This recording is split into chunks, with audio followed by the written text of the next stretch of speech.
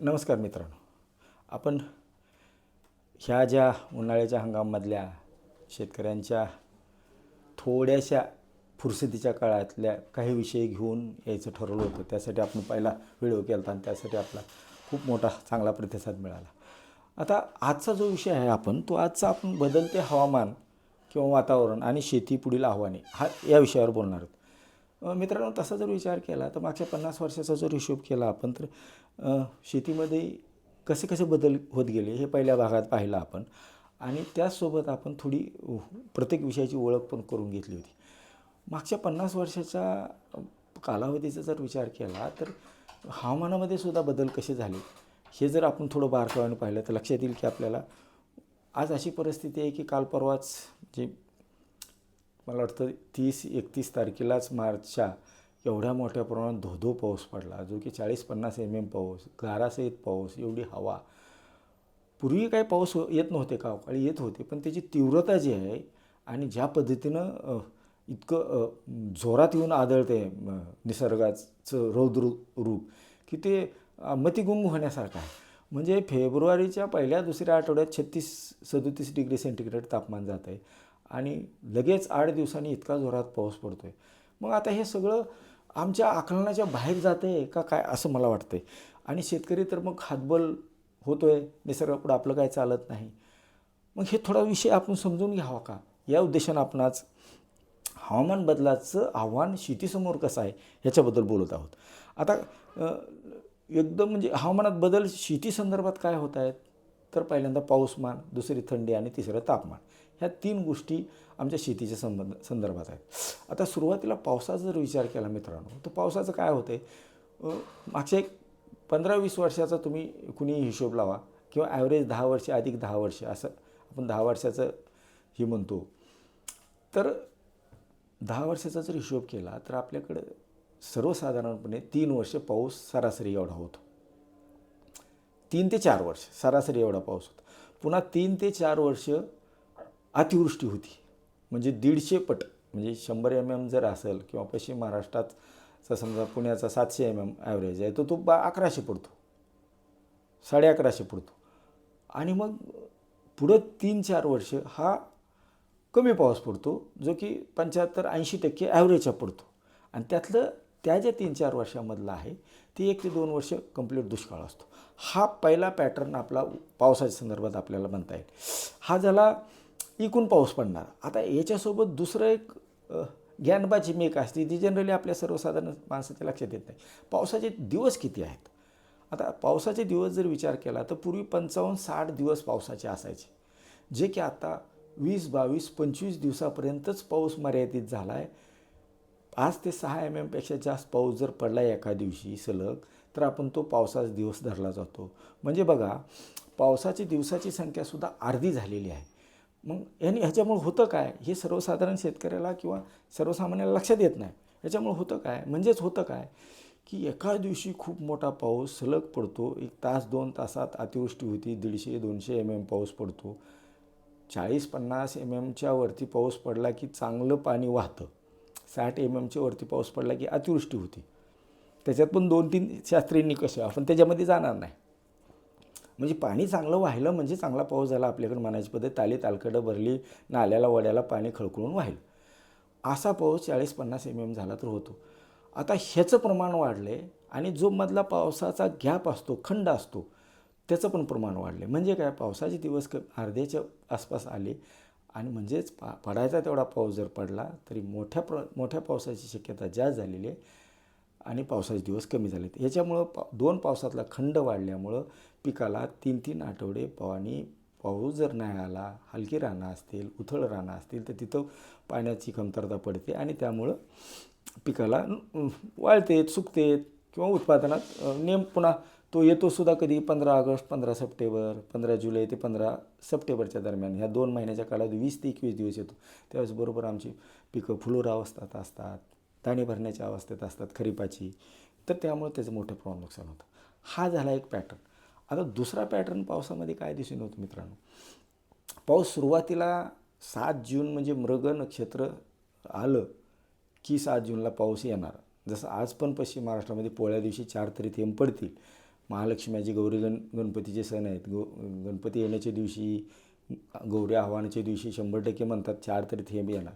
असं आता तितकंसं ते खात्री राहिलेलं नाही. आणि पेरणी योग्य पाऊस हा 1 जुलैपर्यंत जवळपास पडत नाही. काही वेळेस आपल्याला 15 जुलैला सुद्धा पेरणी करावं लागली. म्हणजे पावसाचा 1 ते 6 महिना लेट सुरू होतो आहे. आणि मग पर्यायानं काय होते, खरीपाचीच पिकं लेट जर उशीर पेरली तर मग रब्बीची उशीर होतात. मग शेवटी उन्हाळा सुरू होतो. उन्हाळी पिकं काही बागायती एरियात घेता येत नाहीत. लागवडी खोळंबल्या जातात. एखादं पीक कमी होतं शेतकऱ्याचं घ्यायचं. म्हणजे सुरुवातसुद्धा लेट होती. आणि कधी लवकर संपतो हा एक पॅटर्न झाला. कधी वेळेत सुरू होतो, लवकर संपतो. उशिरा येतो, लवकर संपतो. उशिरा येऊन रेंगाळतो. म्हणजे जो परतीचा प्रवाससुद्धा हा जो रब्बीचा ट्रॅक आहे, कर्नाटक, आंध्र, महाराष्ट्राचा, पश्चिम महाराष्ट्राचा काय भाग, मराठवाड्यातला काय भाग, विदर्भातला काय भाग, जो परतीचा पाऊस जो खालचा येतो त्याच्यावर सुद्धा अवलंबून आहेत. आणि ती मात्र बऱ्याच वेळा आता पाऊस कमी होत गेला आहे. म्हणजे पावसाच्या अनिश्चिततेमुळं किंवा पाऊस नुसता एका दिवसात का 2 दिवसात येते, हवामान बदलामुळं इतकं शेतकऱ्याचं पावसाच्या पॅटर्नवर वेगळ्या पद्धतीनं प्रभाव पडतो आहे. आपण सगळे हुशार मंडळी आहात. मागच्या महिन्यापासून अल निनो येणार आणि पुढच्या वर्षी दुष्काळ पडणार अशी पण लोक भीती घालतायत विविध माध्यमावर. तर मित्रांनो, आताच पॅनिक व्हायची गरज नाही. आताच काय घाबरून जायची गरज नाही. पण अगोदर तयारी केलेली बरं. मला माझ्या हलक्या रानात, भारी रानात, मध्यम जमिनीत कुठल्या प्रकारचं पीक घ्यावं लागेल, कुठला वाण निवडावा लागेल, ह्या वर्षी थोडा असं गृहीत धरू आपण की सर्वसाधारणपेक्षा 90% पाऊस होईल. 10% म्हणजे फार कमी होत नाही. त्यामुळं घाबरून जाण्याची गरज नाही, परंतु नियोजन करण्याची गरज आहे. याप्रमाणे आपल्याला त्याच्यामध्ये अल निनोचा प्रादुर्भाव होईल असं गृहीत धरून मग ह्याच्यामध्ये काय करता येते, रुंद वरंबासारख्या पद्धतीने आपल्याला पेरणीची पद्धत करता येते. ज्याच्यामुळं आमचं एखादा जर मोठा पाऊस झाला तर तो बेडवर पीक राहील आणि बेडच्या खाली जो बाजूला सरी असते, चारी असते, त्याच्यातून पाणी निघून जाईल. कमी पाणी झालं तर त्या सरीमध्ये जी पाणी अडलेलं असते. काय मित्रांनो, आपण प्रत्येक गोष्ट करतो, परंतु मला जसं होईल तसं करतो. आपण पिकाची गरज काय, माझ्या मातीची गरज काय, ती काय मागते पीक किंवा माती किंवा ती परिस्थिती त्याच्याप्रमाणे करत नाही. त्याच्यामुळं पीक व्यवस्थापनामध्ये त्रुटी राहून जातात. आणि शेतीमध्ये तर त्रुटी जर राहिली किंवा जर उन्हं राहिलं तर मग पीक तुम्हाला उन्हंच देणार. ह्याची मात्र आपल्याला आता तिसरा मुद्दा बघू आपण. तापमान पाहिला, पाऊस पाहिला, आता तापमान पाहू दुसरा. तर तापमानामध्ये सुद्धा कसं आहे माहिती आहे का, सर्वसाधारणपणे 15 ते 25 डिग्री सेंटीग्रेड तापमान हे सर्वसाधारणपणे अत्यंत उत्कृष्ट समजलं जातं. आणि 15च्या आत गेलं, 10 गेलं तर काही पिकं तग धरतात. उदाहरणार्थ रब्बीतली जी आपली महत्त्वाची कोबी, फ्लावर, करडई, गहू ही पिकं 10पर्यंत तग धरतात. 10च्या खाली 5पर्यंत गेलं, 5पर्यंत गेलं तर फ्रीजिंग पॉईंट येतो. आणि 5च्या खाली जर गेलं, फ्रीजिंग पॉईंट आला तर मग ती टोटल झाडसुद्धा वाळू शकतं. मनी क्रॅक होतात द्राक्षासारखे. आणि 15 ते 25 मात्र आयडियल राहते. 25च्या सुद्धा पुढं आपण जसं जाऊ तसं आपल्या पिकावर परिणाम होत असतो. आणि 35च्या पुढे गेल्या मात्र टोमॅटो बंद होऊन जातो, म्हणजे पर्णरंध्र बंद होतात, प्रकाशसंश्लेषण बंद होतं, अन्न तयार करण्याची प्रक्रिया बंद होती. आणि मग हळूहळू पीक ताणावर येतं. आणि जैविक किंवा अजैविक ताण असेल, पीक जर एकदा ताणावर आलं तर मग कीड रोगाचा प्रादुर्भाव होतो. अशा पद्धतीनं आपल्याला त्या तापमानातसुद्धा आपल्या जमिनीवर परिणाम होत असतो. आता तिसरा मुद्दा जो आहे आपल्या ह्याच्यामधला पाण्याची. आता काय होतं आहे, थंडीचं पाहिलं आपण, तापमानाचं पाहिलं, म्हणजे जास्त तापमानाचं पाहिलं, पावसाचं पाहिलं.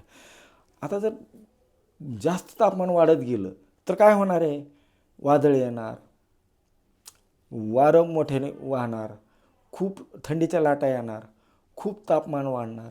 एक किंवा दिवस आणि रात्रीच्या तापमानामध्ये खूप सारा बदल राहणार. शास्त्र असं सांगतं की दिवस आणि रात्रीच्या तापमानात जर 10 अंशपेक्षा जास्त जर बदल असेल, म्हणजे समजा रात्रीचं तापमान 15 आहे आणि दिवसाचं 25 आहे, तर हे योग्य आयडियल आहे. किंवा रात्रीचं 20 आहे आणि दिवसाचं 30 आहे, म्हणजे 10पेक्षा जास्त जर दोन्ही तापमानामध्ये फरक राहिला तर मोठ्या प्रमाणात जैविक अजैविक ताण त्या पिकावर येतात आणि मग पीक कीड आणि रोगाला बळी पडतं. असं एकंदर हवामान बदलामध्ये आहे. आता हवामान बदल तर एकटं तुम्ही करू शकत नाही बदल, परंतु मला प्रत्येक ठिकाणी मला त्याच्यामध्ये मोल्ड व्हावं लागेल, मला त्यात ॲडजस्ट करून घ्यावं लागेल. आणि मित्रांनो, आपण जे बोलतो आपण या प्रत्येक विषयाची ह्या व्हिडिओच्या खाली लिंक असते, कारण व्हिडिओमध्ये सगळं सांगणं शक्य होत नसतं. मग ते शिकवल्यासारखं होतं आणि आजकाल शिकवण्याची कुणाला हौसही राहिलेली नाही. जर तुम्हाला ह्या व्हिडिओमध्ये काही मुद्दे राहिले वाटत असतील तर तुम्ही सोबत जी लिंक दिली आहे त्याच्या खालची PDF जर डाउनलोड केली तर ती आपली मोफतमध्ये फुकटमध्ये आपण सगळ्या विषयाचे PDF आपण शेतकऱ्याला देतो.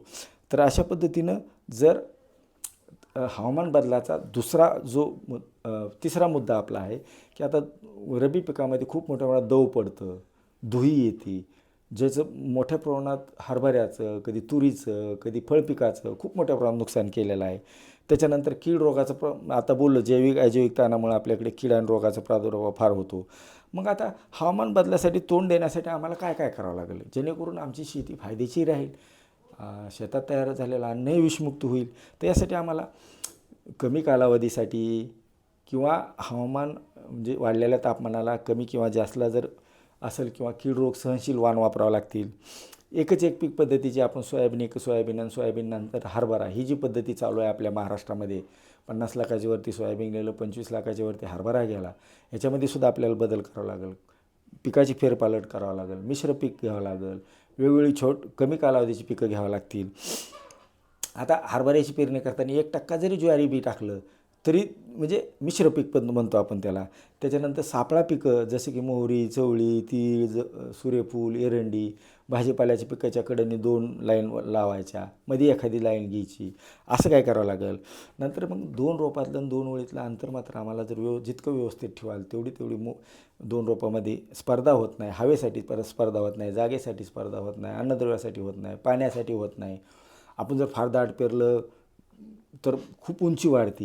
हे सगळे बारकावे आपल्याला माहीत पाहिजेत, त्यासाठी आपण PDF देतो. त्याच्यानंतर मग फळझाडासाठी सुद्धा काय करायला पाहिजे, छाटणी कशी आपल्याला घ्यायला पाहिजे, ह्या भाजीपाल्यामध्ये काय करायला पाहिजे. जर आपल्याला वाटत असेल की उन्हाळ्यामध्ये भाजीपाला घ्यायचा आहे किंवा आणि मग कीड रोगाचं प्रमाण जास्त वाढतं आहे तर मग इन्सेक्ट नेट एक 7-8 फुटाची जर आपण पूर्ण भाजीपाला क्षेत्रासाठी जर इन्सेक्टले लावली तर, कारण 1 ते 1.5 मीटरच्या वरती जे उडून जाणारे किडे असतात त्यांना उडता येत नाही, ती जर लावली तर आपोआप आपला किडीवरचा रोगाचा खर्च कमी होतो. आणि एक ते विंड ब्रेक किंवा वारारोधक म्हणून सुद्धा काम करतं. निळे पिवळे चिकट ट्रॅप्स, लाईट ट्रॅप्स. त्यानंतर महत्त्वाचं म्हणजे ज्यावेळेस तुम्ही फवारणी करताय पौर्णिमेनंतर 2 दिवसांनी फवारणी घ्यायची, जेणेकरून पतंगवर्गीय किडी नियंत्रण होतात. आणि बाकी आळीवर्गीय किडीसाठी वगैरे रसशोषण करणाऱ्या किडीसाठी तुम्ही जर अमावस्येनंतर 2 दिवसांनी जर फवारणी केली तर त्याच्यामध्ये सुद्धा आपल्याला चांगला फायदा होऊ शकतो. मातीचं आरोग्य सांभाळायचं असेल तर आपल्याला त्याला काडी कचरा द्यावा लागेल. अशा वेगवेगळ्या पद्धतीनं आपण आमची माती समृद्ध करू. वातावरण बदलामध्ये जे बदल होतील त्याच्या अनुषंगाने आमची शेतीमध्ये माझ्या पिकाला कमीत कमी नुकसान कसं होईल या विचाराने आपण आज बदलत्या हवामानाचा शेतीवर होणारा परिणाम आणि ते कसं कमी करायचं ह्याच्याबद्दल चर्चा केलेली आहे. मित्रांनो, ही तुम्हाला तितकासा महत्त्वाचा विषय वाटला नसेल, परंतु तुम्ही एकदा PDF डाउनलोड करा आणि याच्या पुढच्या महत्त्वाच्या विषयामध्ये म्हणजे आपण सेंद्रिय खराबाबद्दल पुढच्या व्हिडिओमध्ये बोलणार आहे. तर हा आजचा तसा तुमच्याशी खूप संबंधित विषय आहे, पण तुम्हाला तो तितकासा महत्त्वाचा वाटणार नाही अशी अपेक्षा न ठेवता तुम्ही याला भरभरून प्रतिसाद द्यावा, तुम्ही जरा बारकावे समजून घ्यावे ही अपेक्षा करतो आणि इथं थांबतो. धन्यवाद.